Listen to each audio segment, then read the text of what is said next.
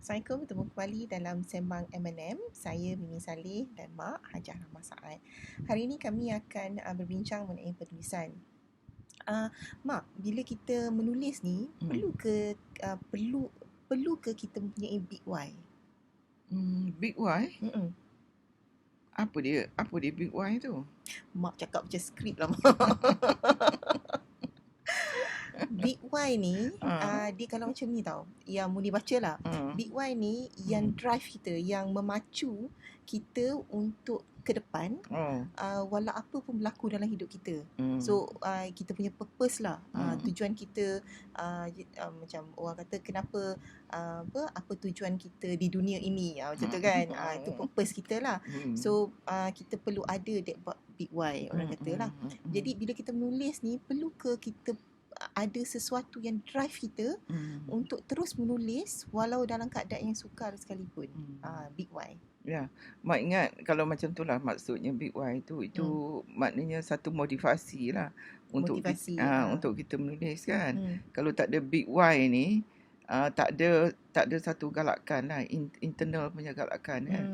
Selain pada orang di sekeliling kita yang galakkan kita. Tapi kalau untuk menulis ni, kalau macam tu maksud Big Y tu memang perlulah.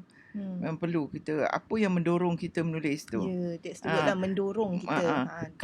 Kalau kita harapkan orang suruh kita menulis kan, tulislah, you boleh jadi seorang penulis yang, tapi kalau tak ada drive tu dari dalam diri tu lah, dia tak mau. So Mak ingat memang penting lah, Big Y tu memang penting. Macam masa Mak dulu buat majalah Ibu kan, tahun 80-an dulu, di mana ketika itu tak ada majalah kebapaan lah. Ya, betul. Jadi apa yang Mak punya big why masa buat majalah Ibu tu? Okey. Ini mungkin berpunca daripada zaman Mak lah. Zaman Mak dulu kan kepercayaan masih tebal terhadap tahyul-tahyul ni, bom-bom ni kan, hantu pelesit semua ni lah, kan, masih kuat lah pada zaman tu kan, di mana orang masih belum percaya lagi dengan perubatan moden ni. Tapi Mak dah, pada zaman tu Mak ingat Mak dah keluar lah, dah terkeluar daripada pemikiran tu. Yelah, macam kalau dulu-dulu kalau tengok anak menangis tengok TNT kan, dia kata kena bersih, kena ganggu kena lah ganggu kan. Sedangkan mungkin baby tu kena kolik kan. Jadi itulah asalnya dulu yang Mak menulis tu. Pasal Mak ada peluang lah sebagai wartawan kan. Mak ada peluang bertemu dengan ramai doktor lah. Kalau Mak ada masalah apa kan, kalau Mak ingin tahu sesuatu lah tentang satu subjek kesihatan misalnya, so Mak berjumpa dengan doktor. Jadi big why Mak masa tu ialah untuk beri macam pendedahan kepada ibu bapa macam tu. Ya, Mak cadang, Mak punya hasrat Mak tu nak keluarkan. Hasrat besar betul kan Big Y Mak ni. Nak ajak tau, nak bagi pendedahan kepada wanita-wanita, khususnya ibu-ibu, untuk keluar kepada pemikiran lama ni. Kepompong tu lah, kepompong tahyul tu semua. Jadi tak mahu lagi. Kalau misalnya anak sakit, you mesti tahu apa sebab anak tu sakit kan. Misalnya kalau anak tu menangis, kenapa anak tu menangis? Selain daripada you fikir ni hantu ke setan ke apa ke, apa yang menyebabkan dia menangis kan? Kalau anak tu misalnya pada satu ketika tu Mak ada buat mengenai dengan darah, penyakit hemofilia, Mak ingat rasa penyakit ni, kalau tak salah lah, confused kan, penyakit ni dia lebam kat long, penyakit darah ni dia lebam, sampai ibu-ibu yang mengalami anak yang kena penyakit ni, dia kena balut tu anak dia, tak boleh bagi jatuh. Kalau jatuh dia lebam, nanti dia pendarahan. Dia punya faktor yang membekukan darah tu tak ada.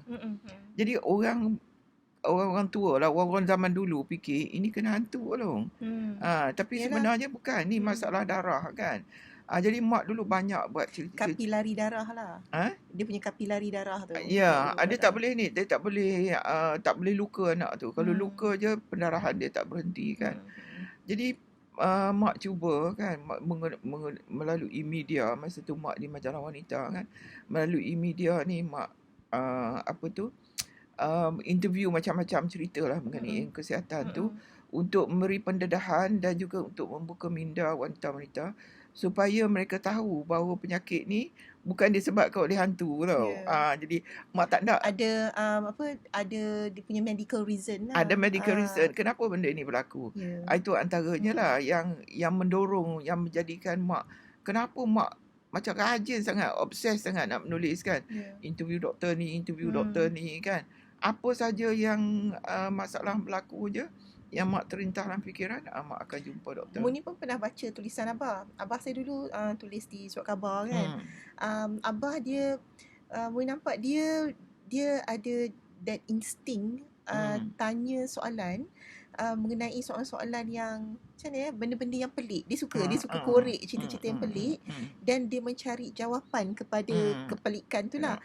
Misalnya yang cerita awang lembing awang pulang ke Dayang. Abah saya buat interview tu sebab keluarga Dayang masih ada di kampung, di Muar lah. Di Muar masih ada. Lembing tu pun ada dekat kan? Ada. Mak ada buat program tu lah dalam di sana ada misterinya. Jadi abah saya dia suka, saya nampak tu lah, dia memang suka bila orang sebut macam ni, macam pelik-pelik tu kan. Dia akan selidik dan dia akan melihat aspek lain lah.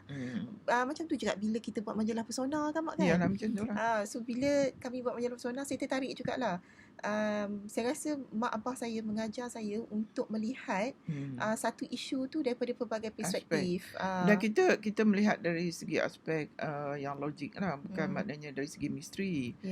Misteri hantu ke, misteri apa keajaiban kan. Kita terima hakikat misteri itu wujud. Elemen-elemen yang kita tak nampak ni kan, yang terbentuk oleh hijab ni ada wujud. Kita tidak menidakkan, tapi kita nak melihat daripada perspektif lain lah. Jadi kalau itulah big why untuk majalah Pesona kan masa tu, itulah dia kan. Disebabkan itu bukan saja dari kesihatan kat lo, dari segi psikologi misalnya kan, kenapa orang tu jadi macam tu, kenapa orang tu jadi pemarah, seorang yang pemarah kan. So mak jumpa doktor lah. Ini dari segi emosi kan, kenapa unstable, emosi unstable. Macam dulu banyak juga kes yang masa kita buat Pesona lah, orang kata dia dengar bunyi-bunyian kan. So rupanya memang sekarang orang dah terima kadang itu mental illness kan. Memang ada kes halusinasi. Jadi bila berlaku mental illness, halusinasi, kita tak terus kata hantu buat kan, kita tak terus salahkan hantu. Kita cari kenapa benda tu berlaku, apa sebab dia. Jadi sebagai seorang penulis, kita melihat angle tu lah. Itu bila orang kata angle tu kan, sudut cerita tu. Kalau dalam istilah mak ni, kalau mak kata seorang penulis tu mesti ada gagasan dia. Mesti ada sesuatu gagasan yang dia bawa lah. Dia macam agenda ke? Perjuangan macam tu. Macam mak dulu, mak nak, itulah tadi wanita ni keluar daripada kepompong pemikiran lama tu ke pemikiran yang baru lah. Yang lebih rasional, yang boleh. Tidaklah nanti kalau kita sakit, kita sakit something macam tadi kan, kita sakit mental illness tu, nanti kita siap kata orang buat kita. Itu yang tak mahu tu. Jadi tak ada orang, tak tahulah, bagi saya ni, saya memang tak percaya langsung kan dari segi orang buat ni kan. Tak ada. Dia kalau rasanya nak buat, kalau orang nak buat mak lah kan, apa faedahnya kan, lebih baik buat. Mak benda-benda ni je lah kita tak tahu kan. Benda-benda elemen ketiga ni kan, elemen ketiga, keempat, kelima, keenam ni kan. Elemen ni ialah dia berpunca daripada hati lah. It goes back lah kan. Tapi boleh rasa berbalik kepada kita punya persoalan pasal menulis ni lah kan. Macam saya pun menulis pertama kali saya menulis buku Bujang Okey juga kerana masa tu saya memikirkan ada orang seperti saya mencari buku untuk berubah orang bujang yang mencari buku untuk berubah jadi lebih baik, tak ada buku tu di pasaran. Jadi saya merasakan perlunya ada buku tu, saya tulis. Jadi memang walaupun saya ambil masa setahun nak siapkan buku yang pertama, bukan sekadar buat saja tulis, memang buat research. Lepas tu saya tanya, masa tu saya boleh interview kan, saya tanya, saya tengok statistik, saya menjawab persoalan-persoalan. Jadi bagi saya buku yang pertama Bujang Okey tu memang Big Why bagi saya sangat jelas lah. Tapi bila Muni tulis untuk persona, lebih kepada keseronokan. Dia tak ada big why. Saya menulis kerana saya nak berkongsi, itu je lah. Dia tak ada big why sangat lah. Ya, kan? Mak ingat macam ni Kak Long, kalau kita ada sesuatu, kita ada mengalami sesuatu keadaan, maka kita punya big why itu menjadi jelas. Dan kita akan menulis dengan hati kita. Mak rasa macam Kak Long kan, yang Kak Long tulis Bujang Okey tu, so sedang menghadapi keadaan itu kan. Jadi maknanya kita tulis dengan hati kita lah. Macam mak dulu pun menulis dengan hati sebab sedang mengalami masalah tu, sedang memperjuangkan benda tu kan. So maksudnya dia ada masalah. Kita melihat satu masalah lah. Ya, satu dan isu. kita merasai, kita empati dengan keadaan itu dan kita rasa kita tak ingin. semesti masalah tu masalah kita kan. Bukan, tak semestinya lah. Kita masyarakat macam tadi mak kata, mak tengok. Berpunca daripada mak punya masalah lah. Misalnya tadi kata anak menangis kan. Anak menangis tu mak perlu lakukan sesuatu. Mak refer lah buku kan, kenapa anak menangis, cari sebab dia apa semua kan. Cari sebab dia semua. Jadi daripada situ mak tahu, oh ni bukan pasal hantu ke, bukan pasal iblis ke, ini pasal sebab dia anak ni, sebab kolik, sebab macam ni kan. Jadi itu dia mak nak share dengan orang lain. Mungkin orang lain pun mengalami keadaan ini kan. Lepas tu macam apa, bila kita macam masa mak menulis, mak ada 2 buku juga kan. Banyak sebenarnya buku mak, tapi mak dah tak ingat kan. Betul, tulis saja. Ada lagi berakhirnya satu penantian, ada tu cerita bersalin lah. Bersalin, dia mak banyak buku bersalin lah. Di Alam Rahim ada mak punya buku. Cerita hubungan suami isteri pun ada isteri, kan. Tapi mak dah tak tahulah, dah tak. Yalah, buku ni bukan lagi macam macam kita buat magazine mak buat berapa beratus series kan. Sebab yelah, macam kita menulis ni memang inilah darah daging kita kan. Jadi kita tak mengira berapa banyak yang kita hasilkan. Macam juga yalah majalah yang kita buat daripada tahun 80-an kan. Ya, 200 lebih berapa siri kan daripada tahun daripada 89 Mac hingga Mac berapa tahun 2010 rasa kan, berapa banyak siri kan tiap-tiap bulan kan. Jadi dah tak ingat dah dia punya. So tapi Muni rasa sebab drive tu lah, sebab dia punya big why mak yang pertama tu lah yang menyebabkan mak still boleh menulis mengenai topik itu selama beberapa tahun lah. Macam Muni, saya pernah handle majalah Usahawang Sukses. Masa saya buat majalah Usahawang Sukses, saya memikirkan saya sendiri berada dalam situasi itulah, dalam situasi bisnes, masalah bisnes kan. Jadi saya fikir orang bisnes perlu apa?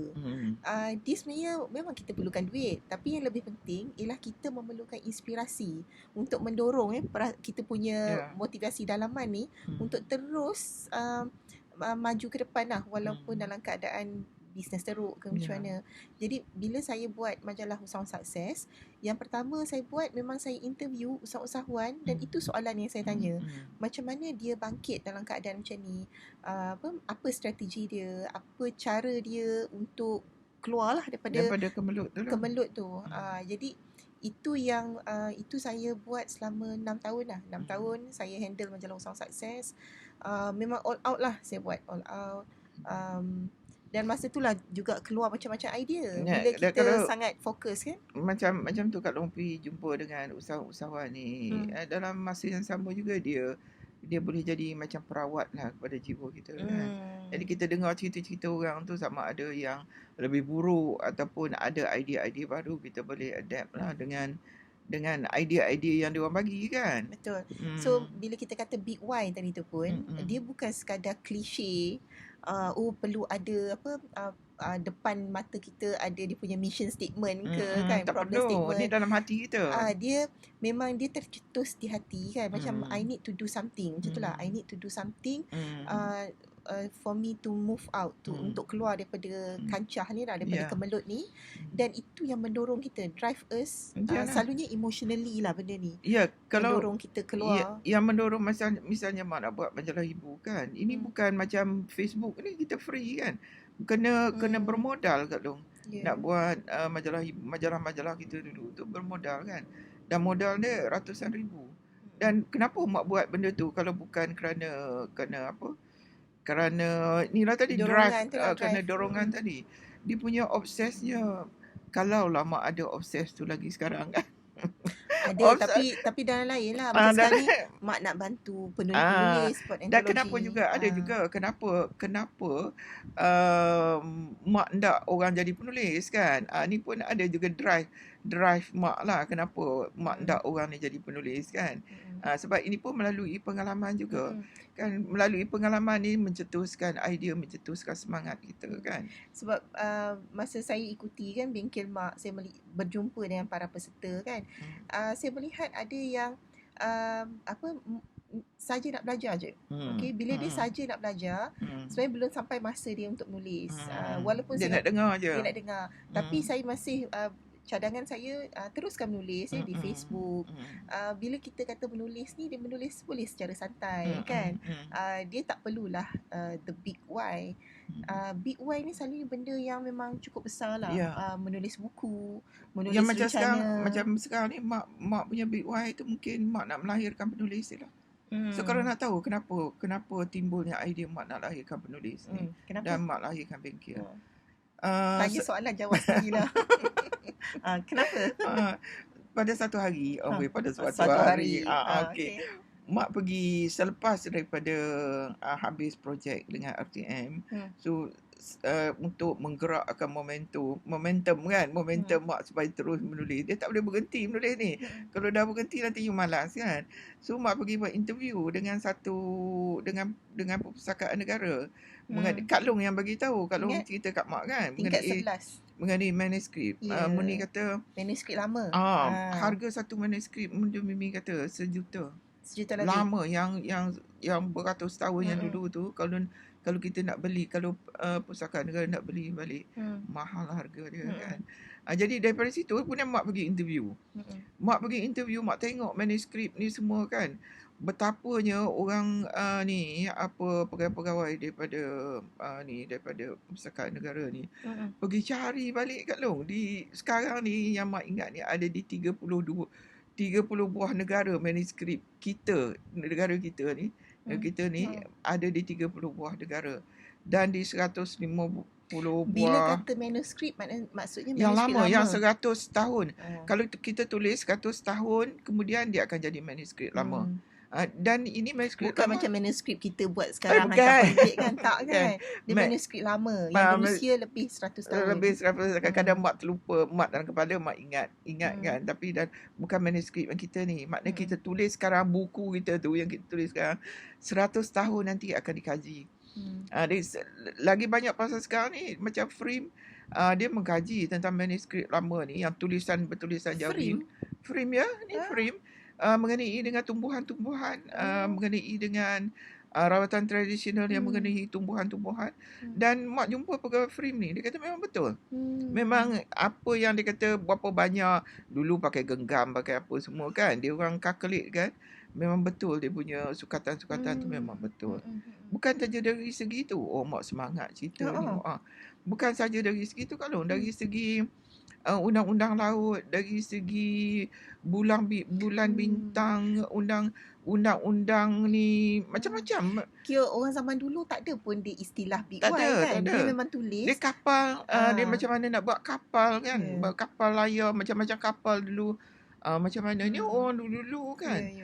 Just dengan tak ada, kalau kita tengok kan, tulis atas kertas, tulis atas apa daun apa kat long tu, daun ketapang apa? Bukan,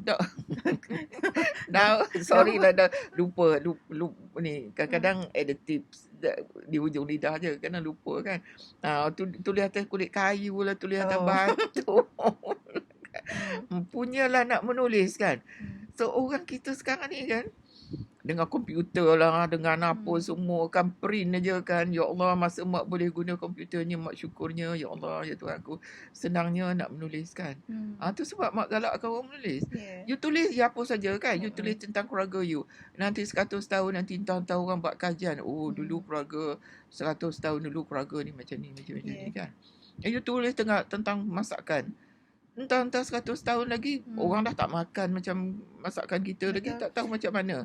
Dalam bentuk tablet ke, dalam bentuk apa, kita tak tahu kan. Saya baca buku ni buku Orang Tua di Kaki Gunung masa saya baca tu dia ada explain mengenai macam mana dia nak pikat pelanduk. Kan? Jadi macam masa tu dia benda-benda tu kita dah tak ada lagi tahu. Dah tak ada ilmu tu, dah tak ada. Jadi sudah sampai masanya untuk kita rakam sejarah kita kan dalam buku. Maknanya bila kita menulis tu kita ambil je elemen zaman sekarang kan. Kita tulis je sebab kita tahu, mana tahu kan 10 tahun akan datang ataupun lagi macam 1 abad lah kan. 100 tahun akan datang, generasi akan datang tak tahu pun benda tu wujud. Macam Muni tulis dalam Naif lah Mak, dalam buku macam, saya Naif kan, cerita pasal bas warna pink. Betul kan? lah. Macam you tulis simple-simple je, permainan kan, permainan tradisional. Kata permainan tradisional, Abah banyak buat kan permainan tradisional. 100 tahun lagi orang sekarang pun budak-budak dah tak tahu kan. Main guli ke, main teng-teng ke. Muni ada buat kan, Muni buat bengkel kan, bengkel Young Generator dekat office saya. So hari tu Mak, habis bengkel, adik-adik ni boleh lah nak conteng whiteboard saya lah, masuk bilik kan, tengoklah apa-apa yang ada. Sekali saya nampak, masa tu saya ke belakang sekejap, saya ke depan, saya tengok kenapa budak-budak ni kerumun tau kat meja. Rupanya dia tengok typewriter. Typewriter dia orang tak pernah tengok. Ni adik-adik umur umur 10 tahun, 11 tahun kan. Dia tak pernah tengok typewriter. Saya ada tanya, Kak Mimi ni apa?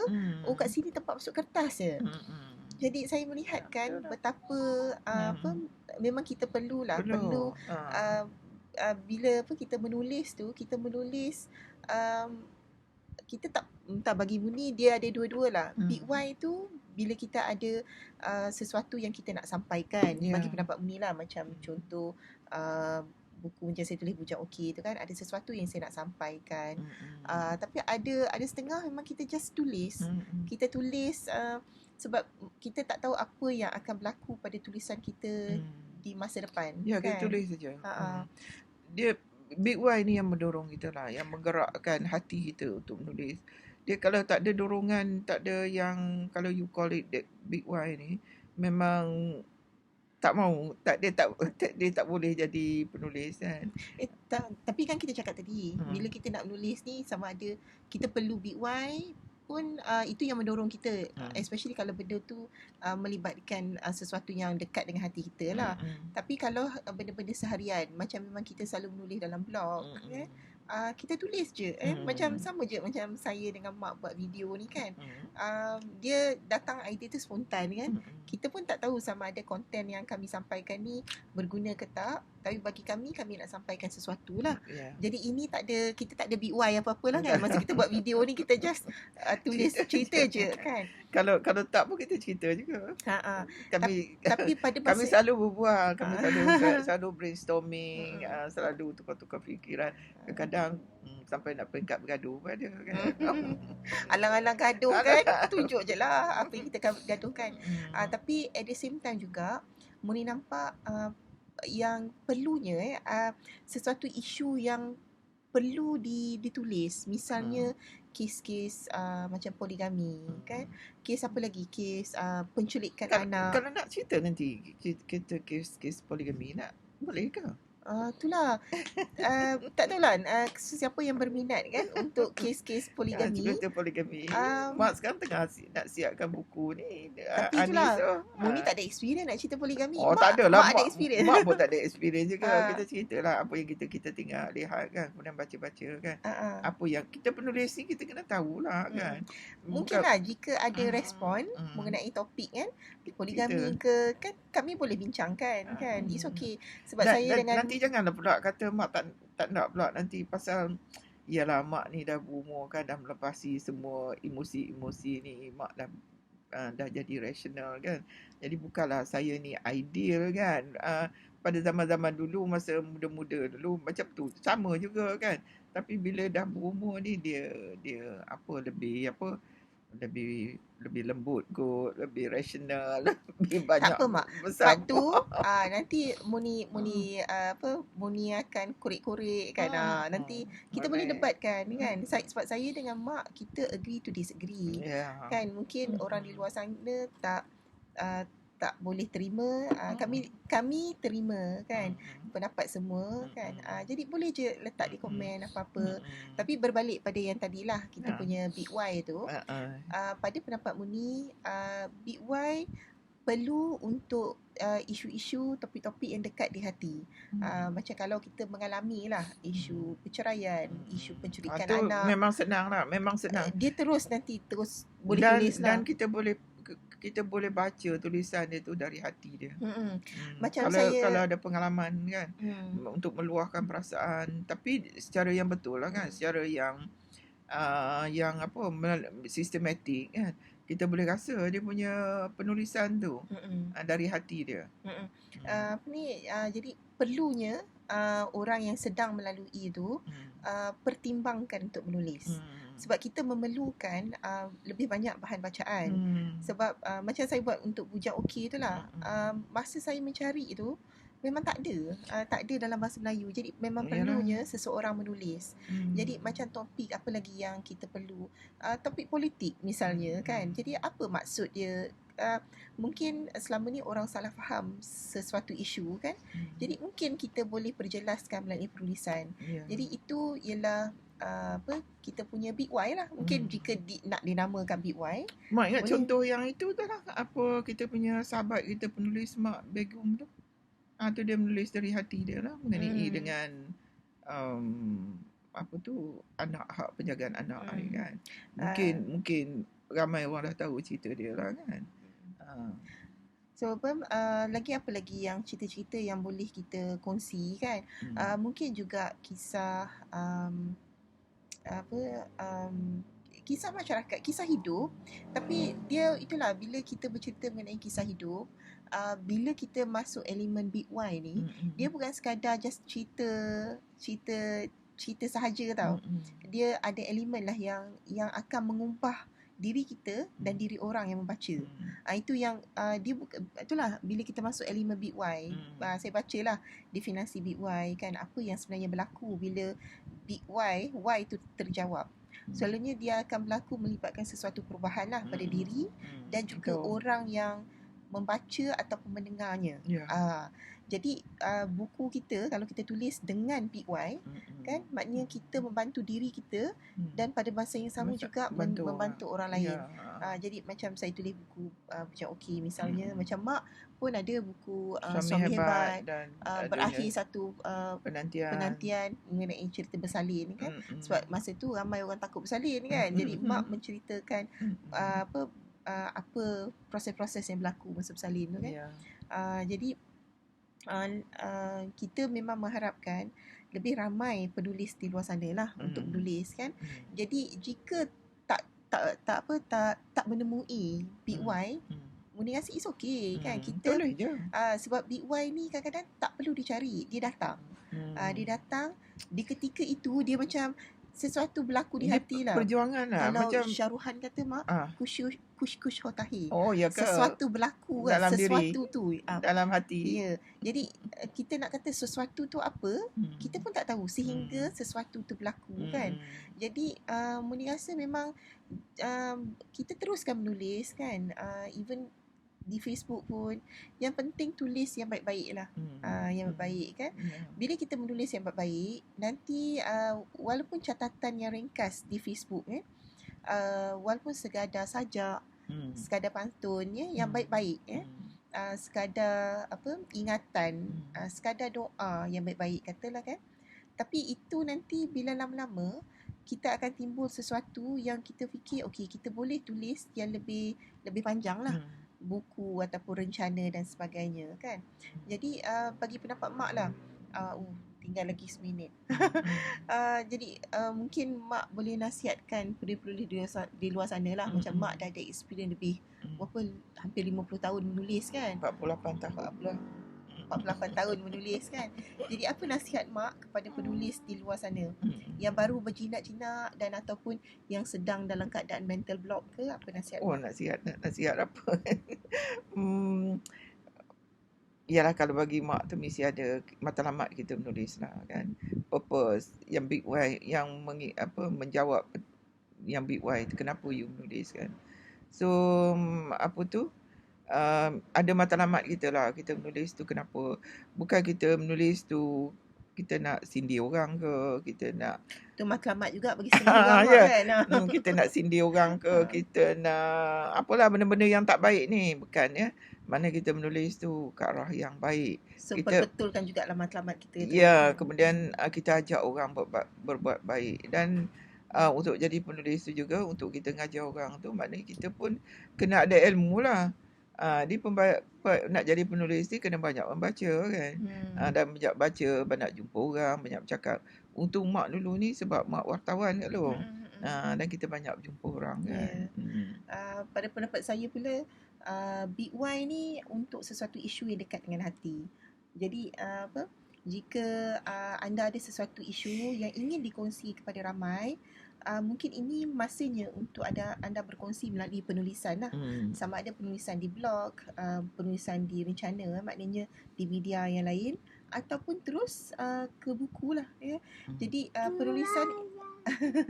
penulisan ni adalah berbentuk terapi juga kan, terapi kepada diri dan terapi kepada orang lain. Jadi jika ada sebarang komen ataupun cadangan atau apa-apa sahaja yang berkaitan ya dengan topik yang kami boleh sembangkan bersama, jadi boleh letak di komen dan sebagainya ataupun PM saya. Jadi sehingga ke lain masa kami di Sembang M&M, saya Mimi Salih dan Mak Rahmah Saad. Sehingga ke lain masa, Assalamualaikum. Waalaikumsalam.